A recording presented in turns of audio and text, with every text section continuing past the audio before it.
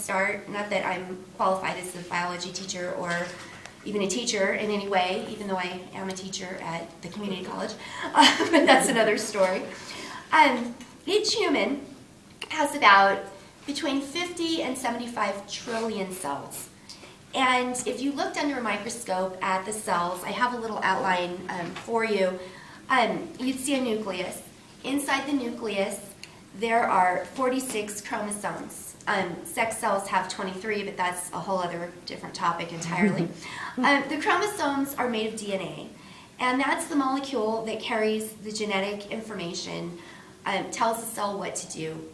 Tells the cell, when you're forming in utero, if the cells are going to become liver cells or skin cells or bone cells or what have you.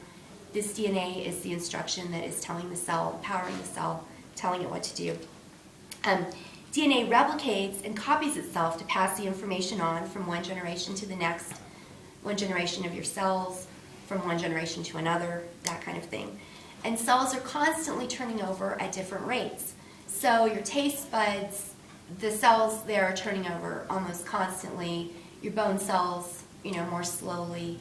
And then everybody's rates are different as well. The measure of how many times an individual cell can replicate itself is called its Hayflick limit. I think that's an excellent name for a band, but it's also, I have no musical talent, but I want to start a band, so I can call it that. And besides being that, it is the measure of how many times a cell can copy itself before it dies. So when the cell reaches the Hayflick limit, that's it. It's kind of like your expiration date. So, in a kind of a bad way to look at it. But when you were in high school studying cells, telomeres probably weren't mentioned unless you went to high school yesterday. In fact, their name is simply Greek for end part. So that's really all that they were thought of. Their existence didn't seem to be that important. So now fast forward to 2009. Dr. Elizabeth Blackburn and some of her partners won the Nobel Prize in medicine that year because of their telomere research. They got to the bottom of what telomeres actually did, and telomeres everywhere rejoiced because they knew that they would finally get the credit that they deserved. Science had a much clearer picture about what they were actually for.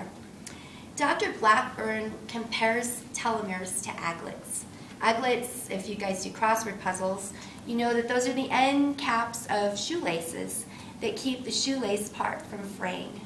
And that's exactly what telomeres do in our bodies. They keep the DNA strand protected, they keep it from fraying, and they get it lined up again when the cell replicates and divides. So if you think of your telomeres, you've got some good, distinct, long telomeres.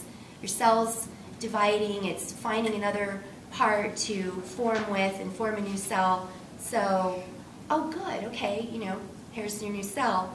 But if your telomeres in a chromosome have become fuzzy, they've shortened, it's harder to find the other end, it's harder to make a new cell, and you get this. You get a mutation, you get, that's a mutation, that's cancer, that's even worse, a wrinkle.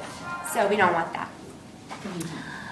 So think of a copy machine. Every time your cell divides, hey there, every time your cell divides, becomes fuzzier, your telomeres become fuzzier and less distinct. It's like making a copy with a copy with a copy with a copy instead of using the original to make all the copies. Once you get to the end, you've made 50 copies in succession. That copy's not going to be readable, and nobody's going to be able to tell what it is.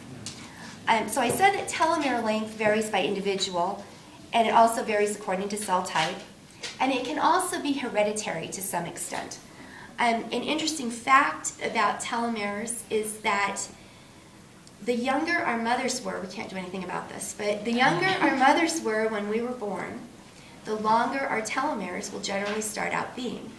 And that's because a woman has, when we're born, we already have all our eggs. So in utero, we've got all the millions of eggs that have formed. But they don't all form at once.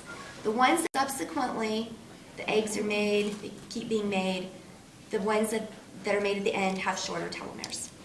So when a woman reaches puberty, she's releasing the eggs that were made first. So those eggs have longer telomeres. So chances are the closer to puberty that you have a child, the more likely that the telomeres you pass on are going to be longer. So that's why, the later women wait to have babies, that's why all the testing and everything, although nobody really knew why that was until now. There's more likelihood for a birth defect or miscarriage or something like that because of the shorter telomeres in the older mothers. So with these fuzzy, frayed, shortened telomeres, cell reproduction can create the typos that we saw, and errors will start occurring. At the very beginning of your life, you had an enzyme called telomerase, which actually lengthens telomeres. But it also has a downside in that if your body kept producing telomerase throughout your whole life, it doesn't it doesn't distinguish between healthy and unhealthy cells.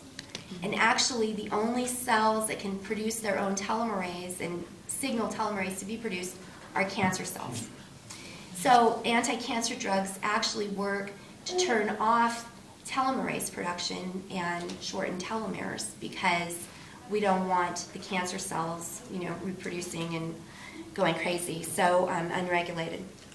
So that's why scientists just don't make a synthetic booster for telomerase, across the board because that would be dangerous.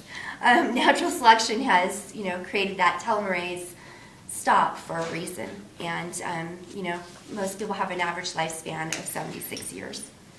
And just about everybody, this is the sad news, and then I'll get to some happier news, but just about everybody has mutant precancerous cells lurking, and generally a healthy body will fight that off, but telomerase would help the aberrant cell keep reproducing unregulated. So unfortunately, that's the picture there.